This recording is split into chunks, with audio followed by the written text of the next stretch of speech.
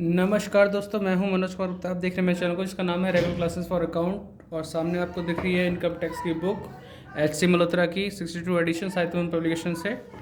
और चैप्टर चल रहा है रेजिडेंस एंड टैक्स लायबिलिटी और क्वेश्चन नंबर 19 चलेगा। 19 क्वेश्चन को पहले पढ़ाएंगे, समझाएंगे क्या कहना चाहता है क्वेश्चन, फिर क्वेश्चन को करके दिखाएंगे। ठीक है, तो यहाँ पर देखा जाए तो यहाँ लिखा हुआ है Mr. Bharat Pathak gives the following information. Mr. Bharat Pathak first time went to Japan on 10th January 2010 and come back to India on 22 जून 2010। आपको ये ध्यान रखना होगा कब कितना टाइम इंडिया में रहा गया है, उसको डिटेल में देखना होगा। फिर आपको पता होगा कि जो कंडीशन है हमारे पास, बेसिक कंडीशन, एडिशनल कंडीशन, उनको चेक करना होगा कि कौन कौन सी हमें कंप्लीट हुई हैं। तो इसे पढ़ लेते हैं। तो फिलहाल अगर देखते हैं इस वाली कंडीशन में, पहली बार 10 जनवरी 2010 में जापान गए and come back to India on 22 June. तो मतलब कुछ दिन इंडिया से बाहर रहने के बाद वो वापस आ गए। ठीक है, तो हमें ईयर वाइज ईयर हिसाब लगाना पड़ेगा, तो वही करके दिखाएंगे। 30 सितंबर 2013 he went to England and come back to India after 90 days बाद इंग्लैंड से वापस आ गए। लेकिन ध्यान दो, 2010 के बाद 13 में गए, उससे पहले तो इंडिया में रह रहे होंगे। ठीक है, 90 दिन बाद वापस आ गए। फिर उसके बाद है 16 जुलाई 2016 में श्रीलंका गए। अब 13 से 16 के बीच में वो इंडिया में ही रहे होंगे जब 90 दिन लौटने के बाद। ठीक है, तो श्रीलंका गए और come back to India after staying 100 दिन वहाँ रोक के फिर लौट के आ गए। 2 दिसंबर 2018 he had gone to Nepal for 45 days. 85 दिन के लिए वो कहाँ गए, नेपाल गए हैं 2 दिसंबर 2018 को। अब 16 से 18 के बीच तो इंडिया में रहे होंगे, फिर वो वहाँ नेपाल गए, फिर 85 दिन रुके आ गए। बात आती है कि प्रीवियस ईयर में कितने दिन रहे। He was out of India for 180 days. 365 दिन होते हैं, 365 दिन के अंदर 180 दिन बाहर रहे, तो 185 दिन इंडिया में रहे होंगे। तो बेसिक कंडीशन को आप याद दिला दो कि बेसिक कंडीशन होती है आपकी 182 डेज से ज़्यादा रहना प्रीवियस ईयर में।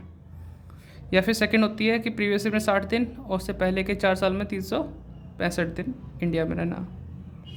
ठीक है, प्रीवियस ईयर से पहले के 4 साल में 365 दिन, एक साल यानी कि लगभग पूरा करना होता है। तो बेसिक कंडीशन मैंने एक पूरी कर दी। और उससे अगर पहले देखी जाए बात, तो ओरली अगर देखेंगे तो 10 साल में 2 साल इंडिया में रहना होता है। प्रीवियस ईयर से पहले के 10 साल में 2 साल, और प्रीवियस ईयर से पहले के 7 साल में 730 दिन इंडिया में रहना होता है। इसको कैसे दिखाएंगे वो भी दिखेंगे। फिर हम डिसाइड करेंगे भाई या तो ये रेजिडेंट होगा या नॉट ऑर्डनरी होगा या फिर नॉन रेजिडेंट होगा। जो भी होगा उसके हिसाब से सॉल्व करेंगे। आंसर देखा जाए तो ऑर्डनरी रेजिडेंट दे रखा है, तो मतलब वो एक फर्स्ट वाले हिसाब से चलेगा। बाकी यहाँ पॉइंट लिखें, commission received in India for the service given in Sri Lanka 1,40,000 रुपये। तो रिसीव किया कमीशन इंडिया में और सर्विस कहाँ दी थी, श्रीलंका में, तो तीनों माना चाहिए। और Indian income from house property situated in Nepal received in India, ये भी तीनों में आएगा। Dividend from England based company received in India, तीनों में आएगा। और profit from business situated in Japan brought to India, तो ये सिर्फ फर्स्ट वाले में आता है। ठीक है, इस तरीके से क्वेश्चन निपटेगा हमारा, कोई दिक्कत तो नहीं। और अब करके दिखाते हैं। पहले सबसे बड़ी मेहनत इसमें यह है कि आपको चेक करना आना चाहिए। ठीक है, काफ़ी लिखना पड़ जाता है इसमें।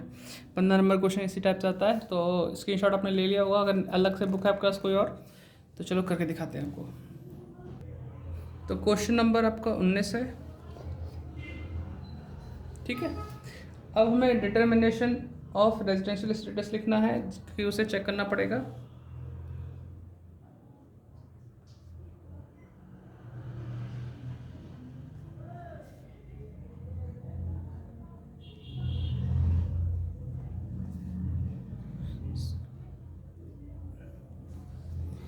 रेजिडेंशियल स्टेटस चेक करना है, और कौन से ईयर के लिए हमें देखना होता है, प्रीवियस ईयर के लिए, जो कि 20-21 होता है। असेसमेंट ईयर कौन सा होता है, 21-22। तो उसी के लिए हम कर रहे हैं बात। For the assessment year 2021-22। ठीक है, थोड़ा सा स्टैंड नीचे कर दो जिससे कि आपको क्लियर दिखाई दे। ठीक, अब बात करते हैं कि पहली बार वो 2010 में गए थे जापान। ठीक है, 2010 में गए और जनवरी के मंथ में गए हैं, ठीक है। उससे पहले तो इंडिया में रहे हैं। और बात की जाए, हमारा जो ईयर होता है फाइनेंशियल ईयर, वो अप्रैल से मार्च होता है। तो अगर हम बात करें 10-11 की, अप्रैल 10 से स्टार्ट होगा, 11 में ख़त्म होगा, उस टाइम में वो कितने दिन बाहर रहे हैं। जनवरी में गए थे और साल स्टार्ट होता है हमारा जो 11-10 वाला है, वो अप्रैल में स्टार्ट होता है। और लौट के कब आए, 22 जून को। और ये भी देखो भाई, जो इंडिया में से जाने वाला दिन होता है, आने वाला दिन होता है, वो इंडिया में रहा हुआ माना जाता है। जिस दिन आया वो भी इंडिया में माना जाएगा, जिस दिन गया इंडिया से वो भी इंडिया में रहना हुआ माना जाएगा, ठीक है। तो हमें हिसाब लगाना है 10-11 से। उससे पहले तो इंडिया में रहे थे, बस 10-11 से सोचते हैं। 2010 और 2011, 10-11 से देखेंगे तो साल में कितने दिन होते हैं, 365 दिन होते हैं। दिन होते हैं 365। अब इंडिया से बाहर रहा है अप्रैल के महीने से। देखो, अप्रैल में साल स्टार्ट हुआ और मार्च में ख़त्म होता है, तो अप्रैल से बात की जाए, अप्रैल के महीने वो बाहर रहे। अप्रैल में कितने दिन होते हैं, जिसको नहीं आते दिन उन्हें ऐसे गिन सकता है, ये तो सबको बचपन में पता होगा, जनवरी फरवरी मार्च से गिनते गिनते। तो जनवरी फरवरी मार्च अप्रैल, अप्रैल नीचे है तो ये आपका 30 दिन का होता है। और अप्रैल बाद मई 31 और जून 30 का। अब तो मेरी तो हड्डी भी ना दिख रही है यहाँ से, चलो कोई नहीं, आप लगा लेना हिसाब किताब। तो अप्रैल के 30 दिन बाहर रहा, मई के 31 और 22 जून को घर में आया, मतलब इंडिया में। तो 22 में से एक दिन हटा दो, 21 दिन जो बाहर बाहर रहा है वो लिखो, 21। 82 डेज बाहर रहा, 82 डेज माइनस कर दो तो कितने आते हैं, 365 में से 283 दिन इंडिया में स्टे हुआ है, ठीक है। कोई दिक्कत तो नहीं, स्टे इन इंडिया लिख दिया हमने। ये ईयर हो गया और स्टे इंडिया वाले पॉइंट हो गए। मैं ज़्यादा ऊपर लिख दिया, अगर ये लिखता तो मैं क्लियर कर देता। थोड़ी इस जगह का प्रॉब्लम है, यहाँ दिखाऊँ, हाँ अब सही है। क्योंकि मैंने ज़्यादा बुक इधर उधर करी तो गिर जाएगी बुक मेरी, इस 2 ही कुर्सियों पर अटकी हुई है। तो 2010-11 और यहाँ पे है 365 दिन साल में जो होते हैं। 82 डेज वो बाहर रहा तो 283 दिन इंडिया में रहा। तो इससे ऊपर लिख सकते हो आप ईयर और यहाँ लिख सकते हो स्टे इन इंडिया। फिर अब आता है 2011-12 में क्या हुआ। अब वो 2 जून में आने के बाद तो इंडिया में रहा, 2013 में बाहर गया है, उससे पहले तो यहीं रहा। तो 365 दिन हो गए, 366 दिन हो गए। 2012 के अंदर फरवरी होती है 29 दिन की, तो लीप ईयर 366 डेज आ जाएगा इसमें, ठीक है। यहाँ लिख दो साइड में 366 डेज लिख दिया, वो इंडिया में रहा। फिर इसके बाद आता है आपके पास 12 से 13, 13 में सितंबर में गया है, तो यानी मार्च तक ये क्लोज होता है, उस टाइम तक तो इंडिया में रहा है। तो उसके हिसाब से देखेंगे 2012-13, 365 दिन इंडिया में रुका। अब 2013 से 14 की बात की जाए तो उसमें लिखा था कि ये बंदा गया था इंग्लैंड और 90 दिन रुक के आ गया। 90 दिन रुक के मतलब इसी साल में ही आ गया। तो अगर देखा जाए तो 365 दिन होते हैं इसमें, और 90 माइनस कर दो। थोड़ा सा खिचड़ी है, थोड़ा सा दिमाग लगाने वाली चीज़। बाकी ओरली देखा जाए तो ये रेजिडेंट है, सिंपल पता चल रहा है, सारी कंडीशन पूरी कर रहा है। प्रूफ देना होता है। तो 275 दिन इंडिया में रहा, ठीक है। और फिर 14-15 की बात की जाए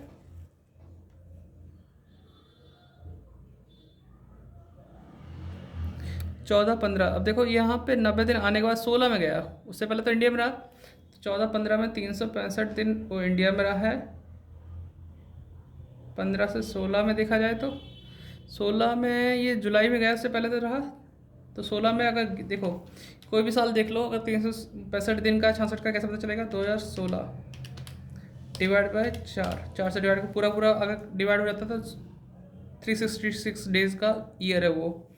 तो कितना आएगा इसमें, 366, ठीक है।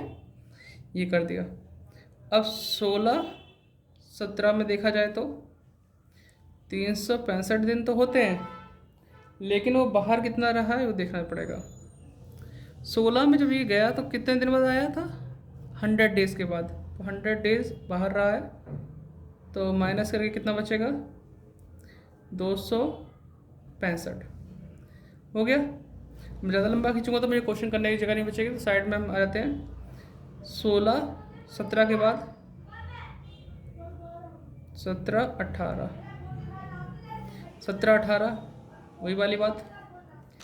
2018 है, फिर से एक बार चेक कर लेते हैं कि वही है कि नहीं है। 4 से डिवाइड करो, पॉइंट मारा तो 28 दिन का, 365 दिन वाला ही बट रहा है 365। अब 17 18 के लिए कुछ लिखा है इसमें?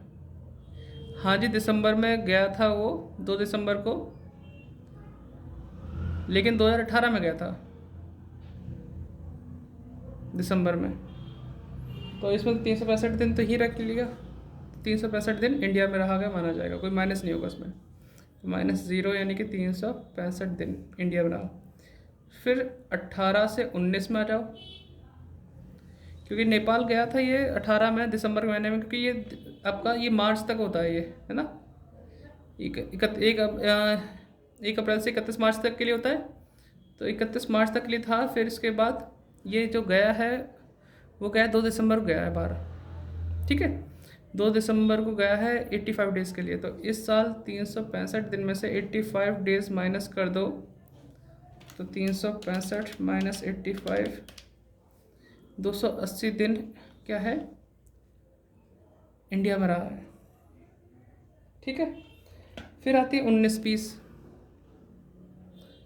क्योंकि इसका तो इंडिया में ही रुका है ना, उसमें और कुछ जानकारी नहीं है। 2019-20, अब 20 में अगर देखा जाए कि कितने साल का है, 2020 को डिवाइड 4 से करोगे तो आपको पता है 505 आ रहा है, तो 366 दिन इंडिया में रुका है ये। अब 20 से 21 की बात की जाए, जैसे हम कहते हैं ना असेसमेंट 21-22 है, तो 20-21 होगा हमारा प्रीवियस ईयर। तो इसमें कहा 180 दिन बाहर रहा। 365 दिन जो होते हैं उसमें से 180 दिन बाहर रहा, तो मतलब 185 दिन इंडिया में रहा है, ठीक है। तो ये हमें देखने में पता है प्रीवियस ईयर में 182 डेज से ज़्यादा रह रहा है, तो समझो कि रेजिडेंट तो है। ऑर्डिनरी रेजिडेंट के लिए साथ साथ हमें वो भी करना पड़ेगा, 10 साल में 2 साल तो ये बहुत ज़्यादा ही रह रहा है, और 7 साल में 730 दिन भी रह रहा है। इसे लिखने का तरीका दिखाएंगे और फिर आगे बढ़ते हैं। तो ये हमने चार्ट टेबल बना लिया है पूरा पूरा। तो अब हमें क्या है, इसको क्लैरिफिकेशन देनी है। अब पहला देखो, बेसिक कंडीशन 2 होती है, उनमें से कोई ना कोई एक पूरी करनी होती है। तो इसने 182 डेज से ऊपर वाली पूरी कर ली है। तो इस केस में कैसे करेंगे, तो यहाँ लिखेंगे he was in India during the previous year for at least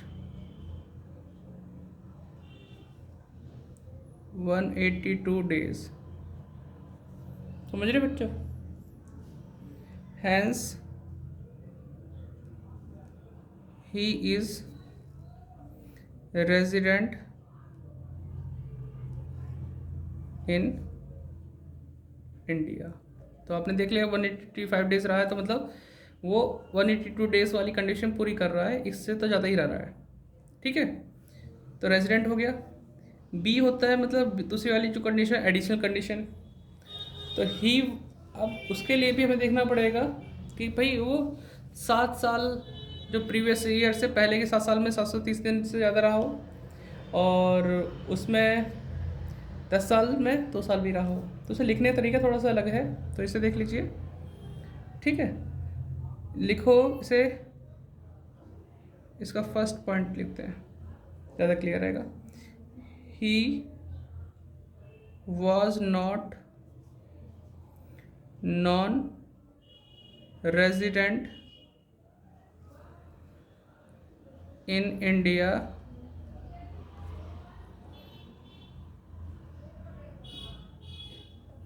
in India 9 out of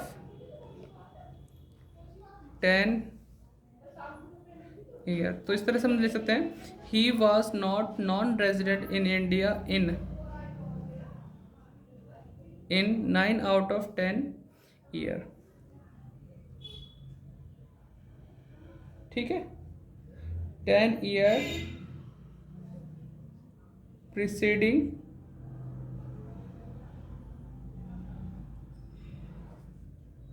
the previous year. तो समझे बेटा, जो हम बोल रहे थे हिंदी में कि प्रीवियस ईयर से पहले के 10 साल में उसको 2 साल रहना पड़ता है, तो उसको लिखने का उल्टा तरीका बता रखा है इसमें। मतलब जैसे लिखते हैं, मतलब हर एक का लिखने का तरीका अलग है। अगर आप एग्जाम्पल भी देखोगे तो उसमें भी आपको ये चीज़ मिलेगी, वरना आप सिंपल भी लिख सकते हो। और इजी अगर लिखना चाहो तो he was stay in India 2 year out of 10 year preceding the previous year, ये भी लिख सकते हो। ये प्रोफेशनल है एक तरीके से, ये ज़्यादातर आपको मिल जाएगा। तो he was not non resident in India in 9 out of 10 years preceding the previous year.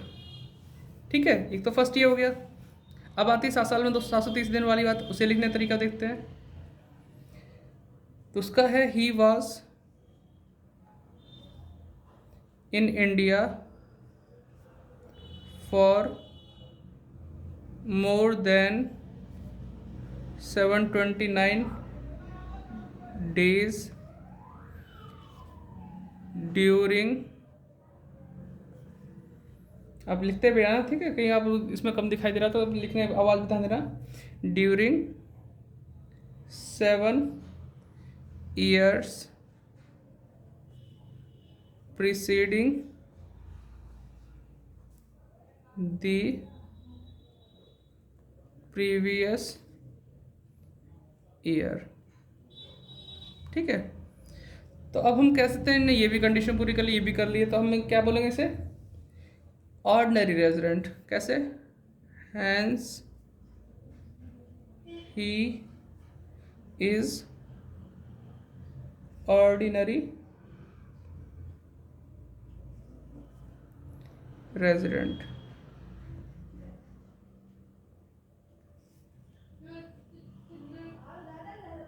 In India. अब बताओ, इतना तो सब हमने इसके लिए कर दिया। तो टाइम लगता है, पूरी 17 मिनट की वीडियो हो रही है, तो आराम से देखना इसे, है ना। तो ये तो हमने बता दिया। अब इसके लिए अब रेजिडेंट है, इसके लिए एक ही कॉलम बना के कर देते हैं। तीनों के लिए बनाएंगे तो आप समझ जाओगे नॉर्मली। अब आप कमेंट करो कैसे कर पाओगे। अभी तो ये वीडियो जब आएगी तो पता चलेगा कि आप एक में देखना चाहते हैं, तीनों में देखना चाहते हैं।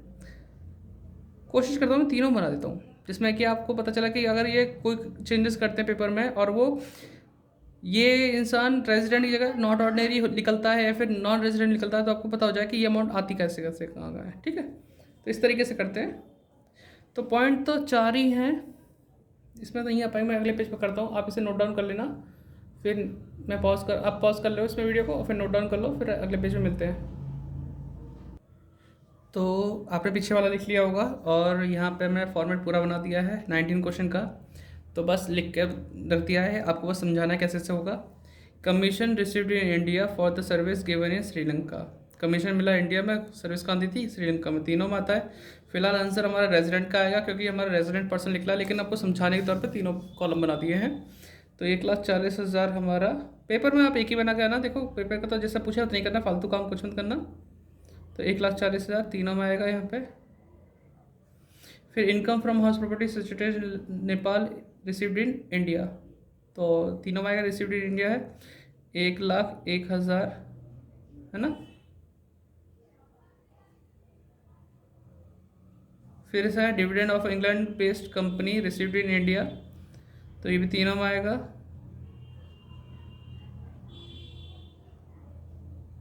ठीक है, एक बार यहाँ पे चेक कर लेते हैं। Based in India received in India, ठीक है, तीनों में जो रिसीव्ड इन इंडिया है तीनों में आ जाता है। Profit of business situated in Japan brought to India, brought to India भूल जाना, सिर्फ एक ही में आएगा ये 5 लाख रुपए।